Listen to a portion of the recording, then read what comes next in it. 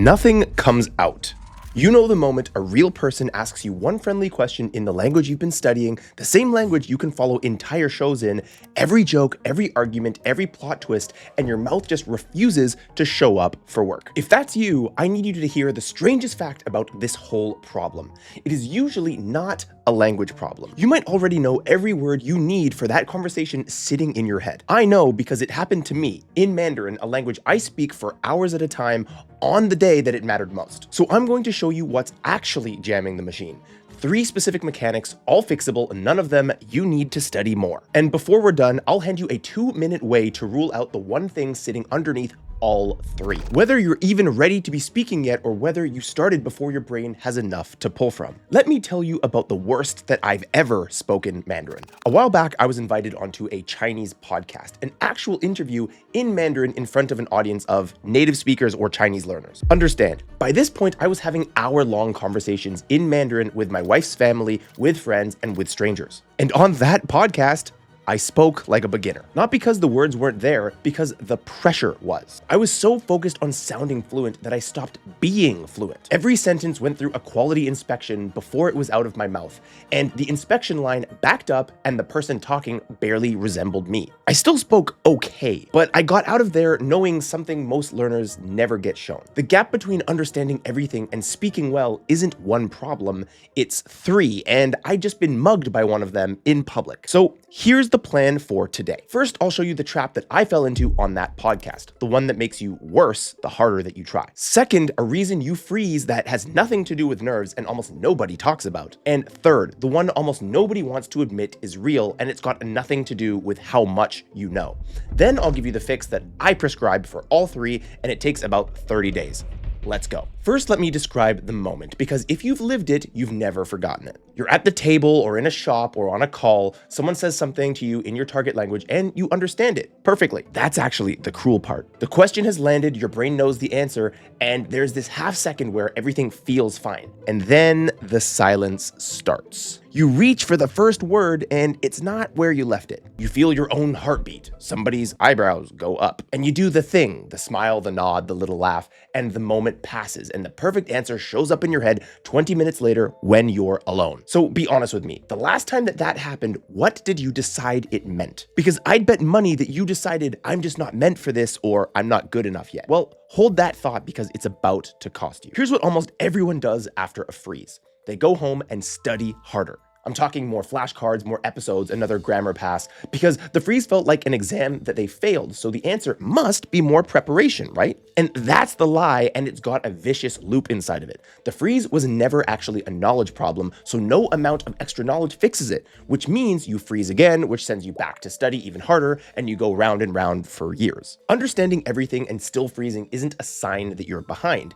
It's a sign you've hit a completely different problem, a conversation problem. The language is in the warehouse, but the loading dock is just jammed. And a jammed loading dock has exactly 3 causes. Let me walk you through them because you're going to recognize yourself in at least one of them. Cause number 1 is the one that got me on that podcast, and I want you to meet him properly. The inspector. Remember that quality inspection line my sentences got stuck in? That's him. He's the little quality control officer who shows up at the loading dock of your mouth the second you feel judged, and he will not let a single sentence ship without a full inspection. The inspector is what happens when you stop trying to say something and start trying to sound like someone who can say things. He doesn't care about your idea, only how good it's going to look. Here's the test that proves it has nothing to do with your target language. Imagine I put you on a stage in front of a full room and I tell you, give a 5-minute talk. Oh, and everyone here is specifically judging you on how well you speak English, which I imagine is your mother tongue. How smooth do you think that you would sound up there? You'd stumble, you'd blank, you'd lose words you've known since you were 6. Native level knowledge, beginner level output, because every drop of your attention went to watching yourself talk instead of just talking. That's exactly what I did in that interview, worrying what would happen if I spoke poorly, monitoring my tones, hunting for impressive words to prove that I knew them. All my capacity went to metagame, and the actual game starved. So here's the rule that flips it. The moment you care more about expressing the idea than sounding like you can express it, you sound better every single time.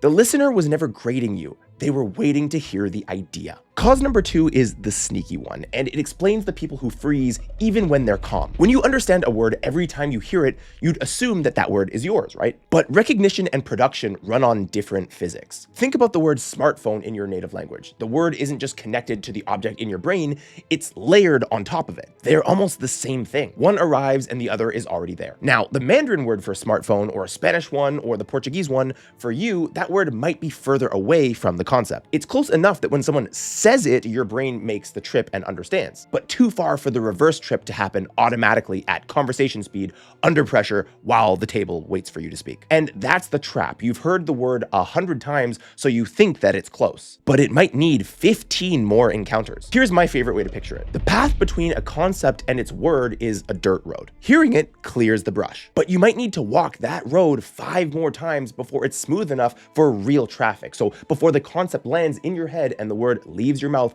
without a single conscious step in between. If you understand everything but compose your sentences like you're doing arithmetic, nothing is wrong with you. Some roads just aren't paved yet. Cause number 3 is the one nobody dignifies with attention. Sometimes the jam is physical. Your mouth is a muscle system, and speaking is athletics. My buddy Gus is learning Spanish, and at a wedding we were at recently, morning coffee in the lobby, we were waiting for everyone to come down. He tells me he just learned that there's a roll of the tongue in Spanish that you're supposed to hit exactly twice. Not once, not 3 times, exactly twice. Is that even true? Honestly, I have no idea. But it doesn't matter, because now, mid-sentence, part of his brain is counting tongue rolls. That's the mechanism in miniature, okay? So every unit of bandwidth you spend supervising your own mouth is bandwidth taken from the idea that you're trying to say. Flow state in sport or music or speech always means not thinking about what you're doing. A beginner mouth plus self-conscious brain is 2 problems just pretending to be one. So let's find yours, because the fix depends on it. If you speak beautifully alone in your room and fall apart the moment a human is watching, that's the inspector, cause 1. If you're calm, but every sentence gets assembled by hand, word by word, like you're translating your own thoughts, that's distance, cause 2. The roads aren't paved yet. And if you know the sentence, feel the sentence, and your tongue still faceplants on sounds you've understood 1,000 times, that's cause 3. And your mouth just needs reps your ears never gave it. Most people are a blend, but one is always the lead problem. Now, whichever one is yours, there's a question sitting underneath all 3 that should settle first. Are you actually ready to be speaking yet? Or did you just start before you'd banked enough hours of understanding the language? That's the one thing the silent phase calculator I built answers. A few honest questions like your language, your input hours, and how much you understand without subtitles, and it tells you flat out whether you're ready to start to speak or how many more hours of listening you have to bank before you are. And for most of you who understand everything, it's going to tell you what you might not want to hear, that you're ready. Which means the freeze was never about readiness, it's about reps. It's in the description if you want to know where you stand for sure. Now the fix, and it comes in 2 parts. An aim and a practice. The aim first because it's instant. Walking into any conversation, you get to choose your goal, and there are only 2 options, okay? Make them think that I'm good or make them understand me. Pick the second one every time out loud to yourself if you have to, because I'm not here to impress, I'm here to be understood, okay? It sounds too simple to matter, but it changes everything because it sends the inspector home.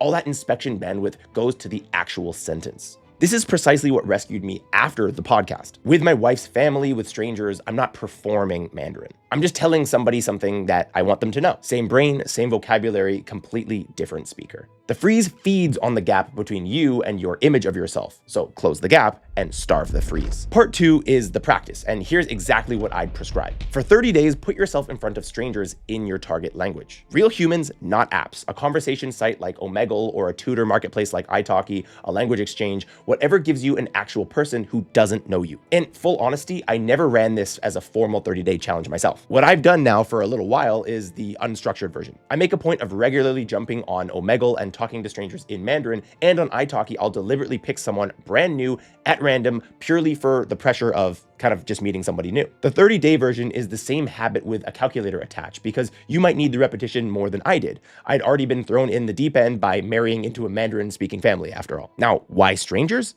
2 reasons. First, every one of them starts the same way. They ask who you are, they ask why you're learning the language, etc. This means that you get reps on the single most valuable piece of speech that you own, your self-introduction and your why. You'll say it so many times it stops being a language and just becomes a reflex, and that reflex becomes the solid ground you step onto every single future conversation. Second, and this is the real medicine here, strangers teach you that mistakes cost nothing. You flub a tone and they'll smile, the world won't end, and the call ends and they're gone forever. 30 days of that and your nervous system finally files speaking badly to a human under survivable. You fail forward on purpose daily. That's the whole treatment. And somewhere in that month, you stop being a person who studies the language and start being a person who talks to people in the language, which was actually what this goal was always all about. Oh, and if some part of you is still quietly wondering whether or not you're ready to speak yet, just settle it before day one. Like I mentioned, the silent phase calculator takes about 2 minutes and it'll either give you a clear path as to exactly how much more you need to listen first, or it'll tell you right now that you should start speaking. Again, you'll find it in the description or the pinned comment whenever you're ready. Now the part that I won't sugarcoat. The first stranger conversations feel bad. Your heart will pound over a video call with a person that you've never met. And again, this is absurd, but it's also completely normal. And you need to know going in. The discomfort isn't a sign that the method is failing. It is the method. There's no version of becoming a speaker that skips the part where you speak badly to real people. Nobody's ever found one, and the people selling you one are the reason that you've been stuck. This is also honestly why the people I coach get through the phase faster. Not because I have a trick, but because it's a lot harder to skip Tuesday conversations when somebody's expecting a number on Friday. But with or without anyone watching, the reps are the price. And it's a fair price because it's the last one this problem ever charges you. And here's what's waiting on the other side, because it comes faster than you think. My buddy Gus, the same one from the wedding, when he was first getting going in Spanish, he had a moment in a convenience store where somebody spoke to him and he completely clammed up. Classic freeze, the whole script, okay? Silence, smile, escape. 3 days later, 3 days, he's at a dinner table landing his first laughs in Spanish. Not his best night in the language. Those came hundreds and hundreds of hours later. But the distance between his worst moment and his first win wasn't a year of grammar. It was a couple days and the decision to keep his mouth in the game. That's how thin the wall actually is. And the destination past that wall, you're living it right now in this video. You're listening to me and you cannot choose to misunderstand me. The words are fused so tightly to their meanings that comprehension just happens for you. And you could produce nearly every word that I've said today without one conscious decision. That's what fluency is. The road paved so smooth in both directions that the traffic drives itself. It exists in you in at least one language already. That's no law of nature saying it can only happen once. So let's close the loop on that question you answered back at the start. The last time you froze and you decided it meant that you were not good enough yet. You now know what it meant. It meant the inspector showed up, or the roads weren't paved, or your mouth was owed some reps that your ears never paid it. 3 mechanics, all trainable. None of them fixed by another season of silent studying. The freeze cannot be studied away. It can only be spoken away. The language is already in there. Go introduce it to a stranger. If you want to know for certain whether you're ready to speak before day one, the silent phase calculator is one scroll down from here, and it's 3 questions, and you'll know whether you should start now or bank a little bit more input before you start. And if this clicked and you're wondering where speaking practice actually sits in the bigger picture, what comes before it, what comes after it, and the whole route from silent to beginner that's paved both ways to fluency, that's my video, The Fluency Roadmap. And it's set as the very next video after this one, so when this screen changes, that's it. Just stay put. The freeze was never a verdict on you. It was a to-do list, and now you have it. Thank you so much for watching, and I'll see you in the next one.